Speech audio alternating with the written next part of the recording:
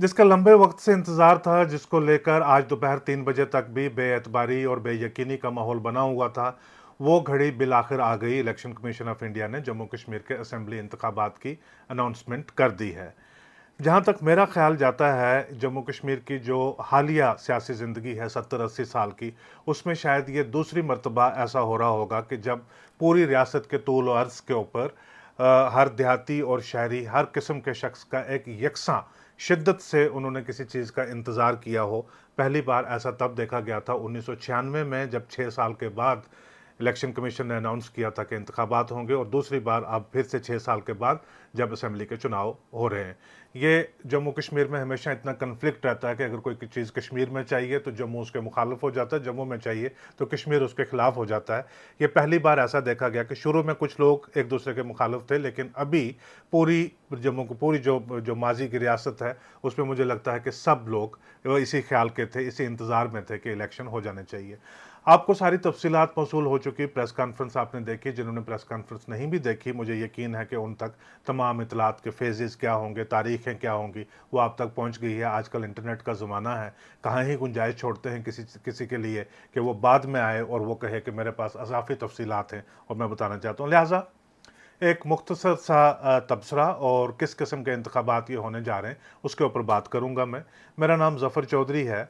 आज दिल्ली से जब प्रेस कॉन्फ्रेंस हो रही थी, chief election commissioner Rajiv Kumar ने अपने कुछ इशार, कहते हैं उन्होंने खुद लिखे हुए थे, वो भी पढ़कर सुनाए। बहुत इज्जत करते हैं उनके जो शेर उन्होंने पढ़े, अच्छे लगे सुनकर काफ़ी। और बड़े फ़लसफ़ी अंदाज में उन्होंने कहा कि जो लोकसभा इंतखाबात में लोगों ने अपना जोश दिखाया, ख़ास करके वादी कश्मीर में जिस तरह से पुरअमन इंतखाबात हुए और लोगों ने जमहूरियत में अपने यकीन का सबूत दिया और ये बताया कि उनकी उमंग है कि वो जमहूरी निज़ाम का हिस्सा बनकर आगे बढ़ना चाहते हैं, तो लिहाजा ऐसी कोई वजह नहीं थी कि असेंबली इंतखाबात में मज़ीद ताख़ीर की जाए। कुछ रोज़ पहले, यानी इसी महीने की शुरुआत में, वो जम्मू कश्मीर के दौरा पे राजीव कुमार साहब पूरे कमीशन के हमरा आए हुए थे। श्रीनगर में उन्होंने लोगों के साथ बातचीत की, पॉलिटिकल पार्टीज़ के साथ और ऑफिसरान के साथ, जम्मू में भी। और प्रेस कॉन्फ्रेंस के दौरान उन्होंने लगभग कुछ इसी तरह से कहा कि लोकसभा इलेक्शन ने जो हमें इनकरेज कर दिया, बल्कि पूरे हिंदुस्तान को नहीं, पूरी दुनिया को जम्मू कश्मीर के लोगों ने, ख़ास करके कश्मीर के लोगों ने ये बता दिया कि उनका जमहूरियत में किस कदर उनकी दिलचस्पी है और वो जमहूरियत की ही रस्सी मजबूती के साथ पकड़कर आगे जाना चाहते हैं। बड़ा अच्छा लगा राजीव कुमार का सुन के। लेकिन एक और दिलचस्पी की बात है, मार्च के महीने में जब वो लोकसभा का इलेक्शन अनाउंस कर रहे थे, उस वक्त भी लोग बहुत ही शिद्दत के साथ, बहुत ही उम्मीद के साथ इंतज़ार कर रहे थे कि जब वो लोकसभा इंतखाबात के साथ जो बाकी रियासतें हैं जहां पे असेंबली इलेक्शन ड्यू थे, जब उनकी अनाउंसमेंट करेंगे तो साथ ही में वो जम्मू कश्मीर की अनाउंसमेंट भी करेंगे। लिहाजा उन्होंने मायूस किया, उन्होंने अनाउंसमेंट नहीं की। तो कोई हमदर्द सहाफ़ी जो वहां बैठा हुआ था प्रेस कॉन्फ्रेंस में, उन्होंने पूछ डाला कि जम्मू कश्मीर असेंबली का क्या।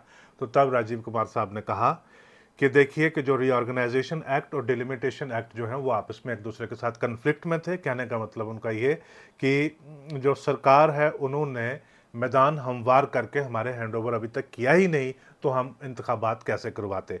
तो जो इल्ज़ाम इलेक्शन कमीशन के ऊपर था कि वो ताख़ीर कर रहे हैं इंतखाबात करवाने में, दरअसल वो बात थी नहीं। वो जो ताख़ीर थी वो सरकार की तरफ से थी। वो इस तरह से थी, उसका कुछ रोज़ पहले भी मैंने एक वीडियो में बात की थी, तो एक क्विकली उसका मेंशन किया था मैंने।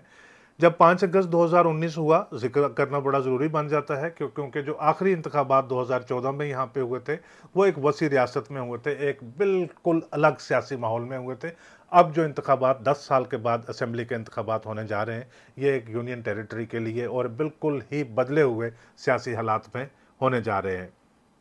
तो उन इंतखाबात में और इनमें आपको बहुत सारा फ़र्क जो है वो देखने के लिए मिलेगा, इसलिए 5 अगस्त बीच में आ जाता है।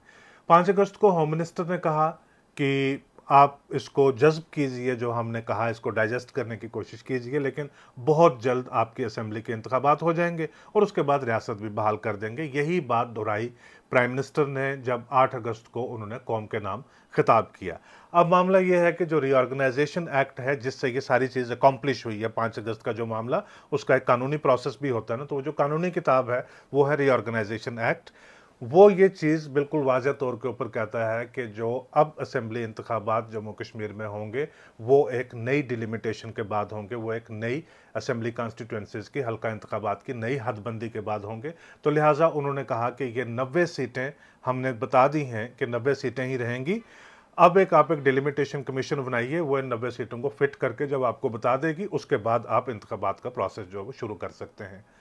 ये वक्त गुजर गया लगभग 7-8 महीने के बाद मार्च 2020 में सरकार ने डिलिमिटेशन कमीशन का इनकाद कर दिया, वो कॉन्स्टिट्यूट उनको कर दिया और उनको 1 साल का वक्त दे दिया कि आप साल भर के अंदर अपनी सिफारिशात दे दीजिए। ये 2020 मार्च की बात है। 2021 आ गया तो डिलिमिटेशन कमीशन ने कहा कि हमने तो कुछ खास ज़्यादा काम अभी तक किया ही नहीं है, क्योंकि कोविड की वजह से पेंडेमिक चल रहा था तो हम कोई एक्सरसाइज कर नहीं रहे, तो लिहाजा हमें मज़ीद 1 साल का और वक्त दिया जाए, उसमें हम ये काम करेंगे। तो गवर्नमेंट ने उनको 1 साल का और वक्त दे दिया। अब जब 2022 आ गया, फिर से लगभग मार्च का महीना, तो उन्होंने कहा कि काम तो हमने खासा कर लिया है, लेकिन उसको कुछ फाइनल टच वगैरह देनी है, तो हमें 3 महीने का वक्त और दे दीजिए। 3 महीने का और उनको टाइम मिल गया।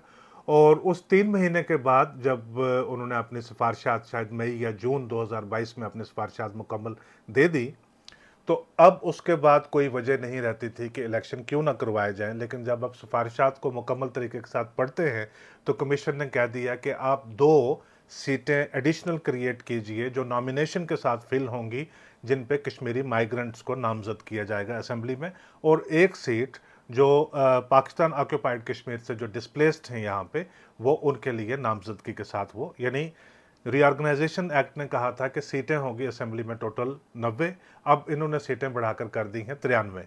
ये 93 यानी अब ये कन्फ्लिक्ट में आ गए एक दूसरे के साथ। अब इस मसौदे को ले जाना है दोबारा पार्लियामेंट में, पार्लियामेंट की इजाज़त लेनी है कि क्या हम 90 से सीटें बढ़ाकर 93 कर सकते हैं, उसके बाद इलेक्शन का प्रोसेस जो है वो कंप्लीट हो सकता है।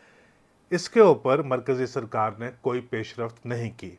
22 का साल भी गुजर गया, 23 का साल भी लगभग गुजर गया, कोई पेशरफ्त नहीं की।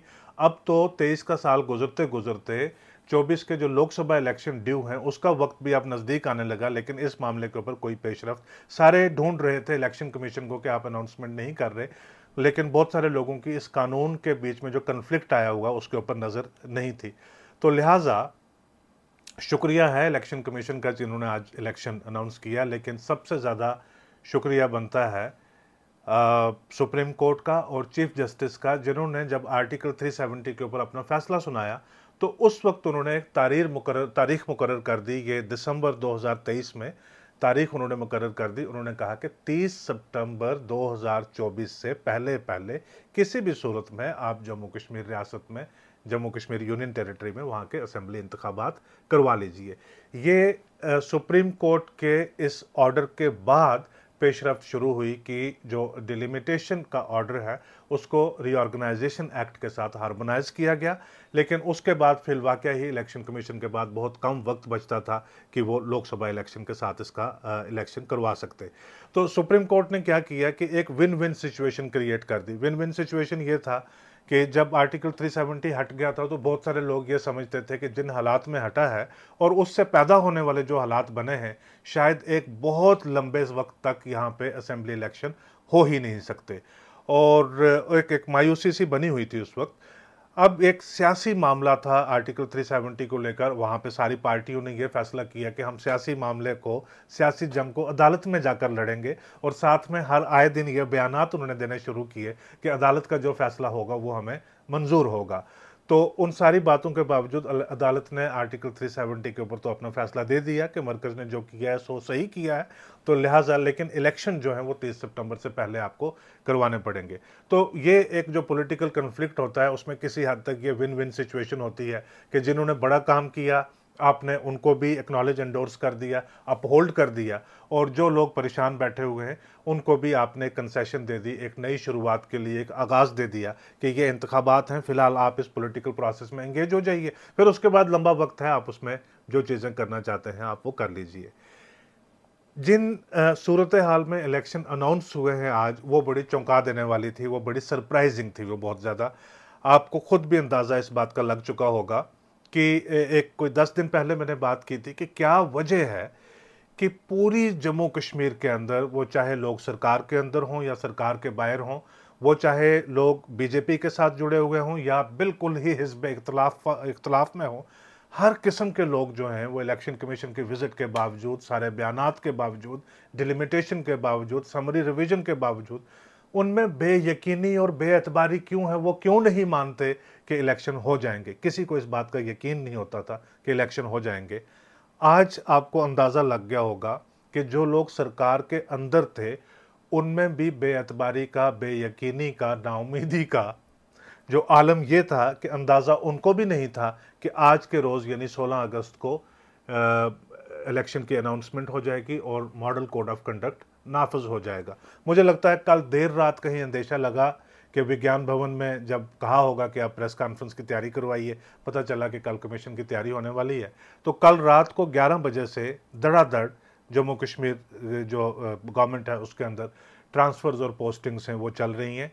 अभी जब मैं ये वीडियो रिकॉर्ड कर रहा हूँ तब तो बड़े पैमाने के ऊपर जिनका ऑर्डर जनरल एडमिनिस्ट्रेशन डिपार्टमेंट या गवर्नमेंट के अप्रूवल के साथ या गवर्नर के अप्रूवल के साथ होना चाहिए, दो ढाई सौ के करीब लगभग ऐसे IAS, IPS, KAS, KPS 10 ज़िलों के डिस्ट्रिक्ट SPs ट्रांसफ़र कर दिए गए, 5 ज़िलों के DCs ट्रांसफ़र कर दिए गए, कई कमिश्नर सेक्रेटरी ट्रांसफ़र हो चुके हैं, कई कमिश्नर सेक्रेटरी अभी जो है आज शाम तक और मज़ीद ट्रांसफ़र हो सकते हैं, और कई शायद आने वाले दिनों में ट्रांसफ़र हों कि वो इलेक्शन कमीशन से कंकरेंस ले लें कि हमने इनको भी ट्रांसफ़र करना चाहते हैं, वो भी हो। यानी एक लार्ज स्केल रीशफल। और फिर जो महकमा जात हैं उनके लेवल पे अगर आप जाकर देखें, फॉरेस्ट महकमा ने अपनी लिस्ट निकाली हुई है, दूसरे महकमा ने अपनी लिस्ट निकाली हुई है। जब ये वीडियो रिकॉर्ड हो रहा है 600-700 के करीब सीनियर ऑफिसर जो हैं वो ऑन द मूव हैं, और जब ऑर्डर ख़त्म होता है तो उसमें ये लिखा हुआ होता है कि this is with immediate effect, यानी वो आज ही से वो स्टैंड रिलीव्ड और कल जाकर उन्होंने दूसरी जगह के ऊपर ज्वाइन करना है। मेरे ख्याल से ये क्लियरली है कि शायद यहाँ की जो यूनियन टेरिटरी एडमिनिस्ट्रेशन है उनको ये कतई अंदाज़ा नहीं था कि 16 अगस्त को इलेक्शन अनाउंस हो सकते हैं। दिल्ली में जब प्रेस कॉन्फ्रेंस हो रही थी वहाँ पे किसी ने पूछा कि ये उमर अब्दुल्ला साहब ने इसके बारे में थोड़ा नुक्ताचीनी की है और इसके बारे में बात की है कि ये आपने कुछ ही घंटों के अंदर सैकड़ों लोगों की, सीनियर लोगों की सेंसिटिव पोस्ट के ऊपर आपने ट्रांसफ़र पोस्टिंग क्यों कर दी है। तो उसमें इलेक्शन कमीशन ने कहा कि ये हक है, रियासती सरकार का हक है कि वो कर सकते हैं, अनाउंसमेंट होने से पहले वो कर सकते हैं। हम फिर भी देख लेंगे कि कहीं पे अगर कोई बेज़ाब्ती हुई है तो उसको हम देख लेंगे। लेकिन मुस्कुराते हुए इलेक्शन कमिश्नर ने कहा कि शायद हमने बहुत जल्दी कर दी है, लोगों को अंदाज़ा नहीं था कि आज ये अनाउंसमेंट होने वाली है। इसी तर्ज के ऊपर मैंने आज सुबह ट्वीट किया था कि शायद गवर्नमेंट वालों को भी पता नहीं था कि इलेक्शन के अनाउंसमेंट होने वाली है, तो बिल आखिर वो हो गई।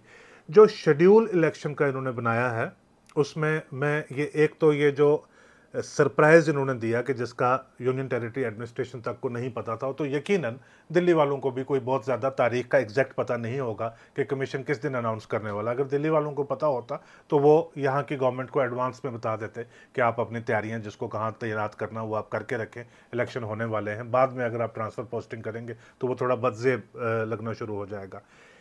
एक ये फैक्टर, और दूसरा ये कि जिस तरह से इलेक्शन का शेड्यूल उन्होंने बनाया है, ये दो फैक्टर को अगर मैं सामने रखता हूं तो मुझे ऐसे लगता है कि काफ़ी अरसा के बाद इलेक्शन कमीशन की जो अपनी ऑटोनॉमी है, उनकी जो इंडिपेंडेंस है, उनकी जो खुद मुख्तारी है, उसकी काफ़ी अच्छी झलक जो है वो नज़र आने लगती है इससे कि जो शेड्यूल होता है इलेक्शन का वो आप जितना लंबा आप करते हैं वो अक्सर रूलिंग पार्टी को सूट करता है कि वो उसका वक्त का इस्तेमाल करके कोई उन्होंने मैनिपुलेशन करनी होती है या ज़्यादातर इलाकों में उन्होंने पहुंचना होता है, कोई भी चीज़ उन्होंने फेरबदल करना होता है, वो उस वक्त का इस्तेमाल कर सकते हैं। इन्होंने बहुत कम शेड्यूल में यानी 18 तारीख को एक पोल होगा, 25 तारीख को जो है वो दूसरे फेज़ का होगा और 1 अक्टूबर को तीसरे फेज़ का होगा। आज से अगर आप गिनना शुरू करें तो लगभग 45 से 50 दिन के अंदर आपके पास एक नई गवर्नमेंट हो सकती है, आपके पास चीफ मिनिस्टर हो सकता है, उनके पास पावरें क्या होंगी, असेंबली के पास पावर क्या होगी, वो तो बाद की बात होगी।